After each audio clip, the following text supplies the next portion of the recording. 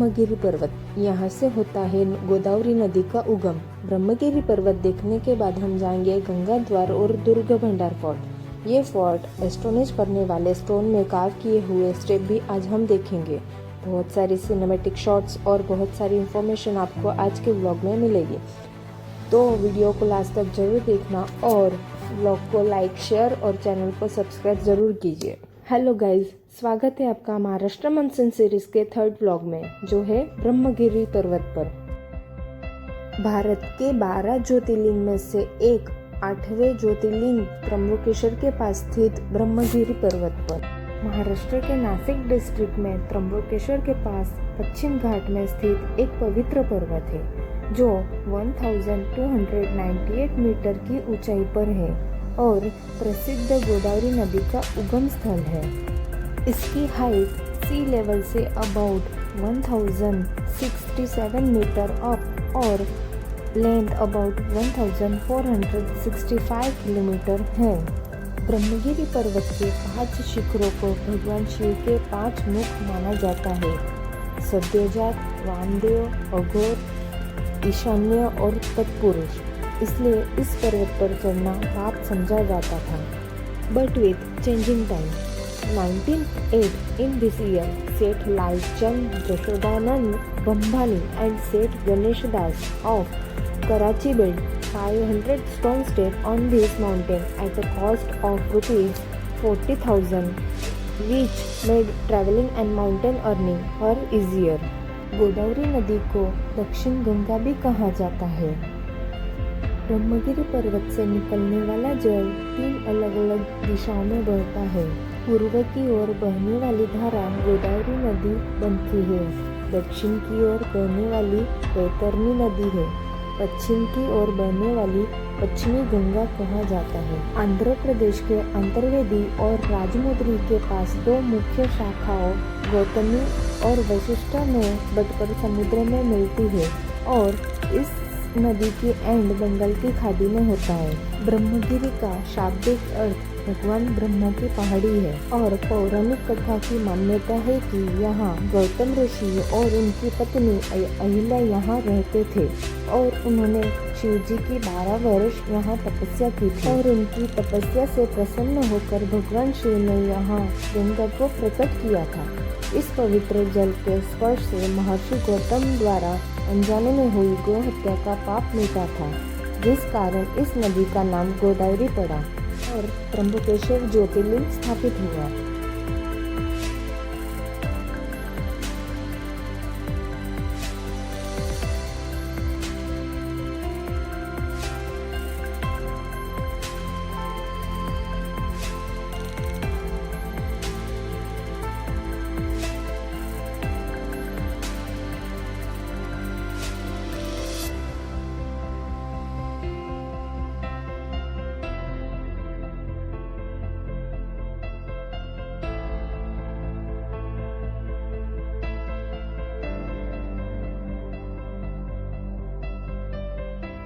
अब हम जा रहे गंगा द्वार।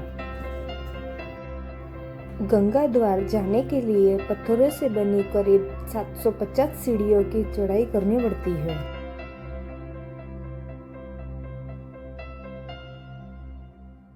यहाँ गंगा जी का एक छोटा और प्राचीन मंदिर है।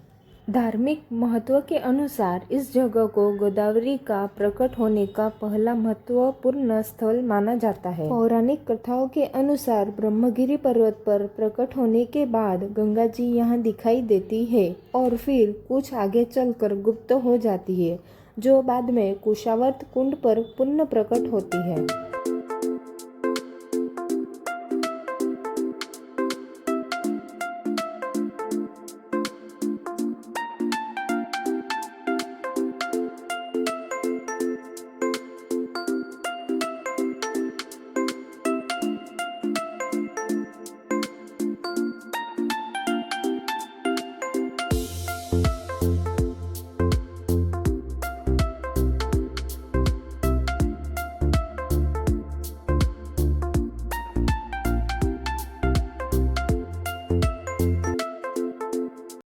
अब हम जा रहे हैं ट्रैकिंग के मेन पॉइंट पर, जो है दुर्ग भंडार।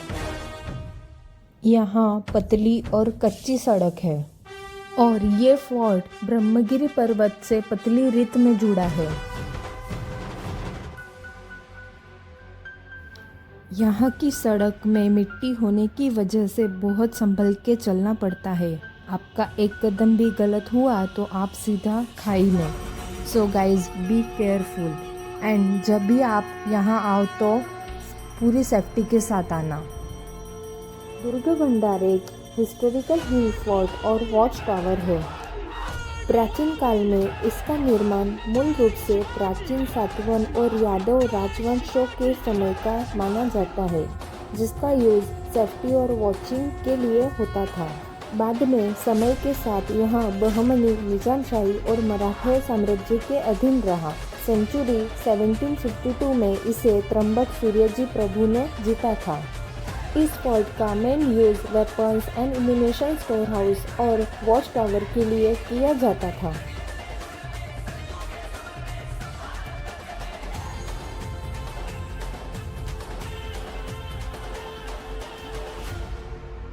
इस फोर्ट का शेप एक क्यूबिकल जैसा है जो मेन माउंटेन से अलग दिखता है। The fort secret entrance. The path to it are high in such a way that it is impossible to see them from below or far away. One has to bend down or crawl through the small and narrow doors built here so that enemies cannot enter easily. इस दुर्ग का मुख्य रूप पर्वत और दुर्ग भंडार को जोड़ने के लिए लगभग 250 फीट लंबा और 5 फीट चौड़ा एक प्राकृतिक व तराशा हुआ चट्टानी पुल है।